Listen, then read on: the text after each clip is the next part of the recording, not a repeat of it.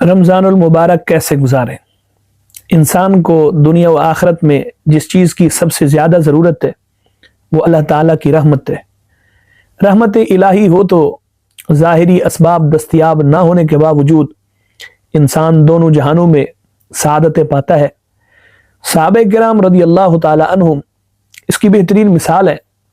جبکہ مالک کریم کی مہربانی شامل حال نہ ہو تو سب کچھ ہونے کے باوجود بندے کا ہاتھ خیر و بھلائی سے خالی رہتا ہے۔ اگر چاہیں تو ہم اپنی حالت زار سے بھی اس بات کا بخوبی اندازہ لگا سکتے ہیں۔ رمضان المبارک رحمت الہی تلاش کرنے والوں کے لیے موسم بہار کی حیثیت رکھتا ہے۔ اس میں مالک مہربان کی رحمت و برکت چھما چھم برستی ہے اور اپنی اپنی حیثیت کے مطابق ہر مسلمان اس سے فائدہ حاصل کرتا ہے۔ رمضان کریم کی عظمتوں کے پیش نظر رکھتے ہوئے ہمیں اس کے شایان شان استقبال کا اہتمام کرنا چاہیے۔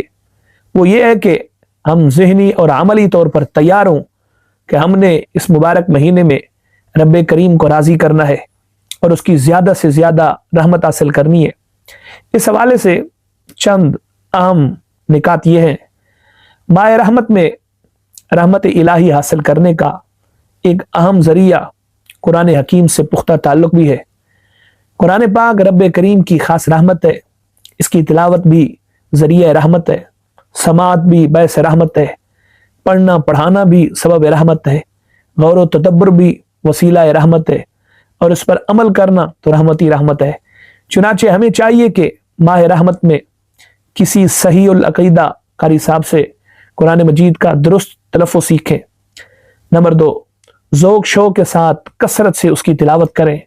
نمبر 3، تراویح میں یکسوئی اور خشوع و خضوع کے ساتھ تلاوت قرآن مجید سنیں۔ نیز ایسے صحیح العقیدہ امام صاحب کی اقتداء میں تراویح ادا کریں جو درست تلفظ کے ساتھ خوبصورت آواز میں تلاوت کرتے ہوں۔ نمبر 4، سب سے بڑھ کر یہ کہ قرآن حکیم کو سمجھنے اور اس پر عمل کرنے کی کوشش کریں۔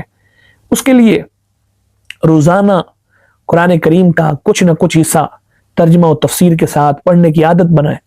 صراط الجنان اردو زبان میں نہایت آسان تفسیر ہے۔ ماہ رحمت میں رحمت بے پایا حاصل کرنے کے لیے زیادہ سے زیادہ اعمال خیر بجا لانے چاہیے۔ چنانچہ ہمیں چاہیے کہ اپنے گناہوں سے شرعی طریقے پر توبہ کریں۔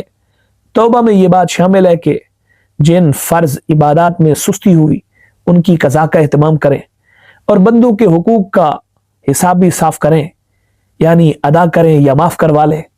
نماز سمیت تمام فرائض کی پابندی کریں، اپنی مصروفیات کا اثر نو جائزہ لیں، غیر ضروری کاموں کو چھوڑ دیں اور زیادہ سے زیادہ وقت کارہائے خیر میں گزاریں۔ صدقہ و خیرات اور دیگر اچھے کاموں میں دوسروں سے آگے بڑھنے کی کوشش کریں۔ رحمت و برکت والے اوقات میں گناہ اور زیادہ برا ہوتا ہے، چنانچہ رمضان المبارک میں تمام گناہوں سے مکمل اجتناب کرنا چاہیے۔ ماہ رحمت میں علم دین حاصل کرنے کی بھرپور کوشش کرنی چاہیے۔ علماء اہل سنت کی کتابیں پڑھیں، دروس خطابات سنیں اور جو معلوم نہیں اسے پوچھنے میں کوئی عار محسوس نہ کریں۔ یاد رہے کہ علم دین علماء حق سے ہی حاصل ہو سکتا ہے۔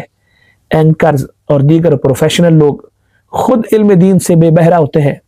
ایسے لوگوں سے دین سیکھنا فائدے کی بجائے نقصان کا باعث ہوتا ہے۔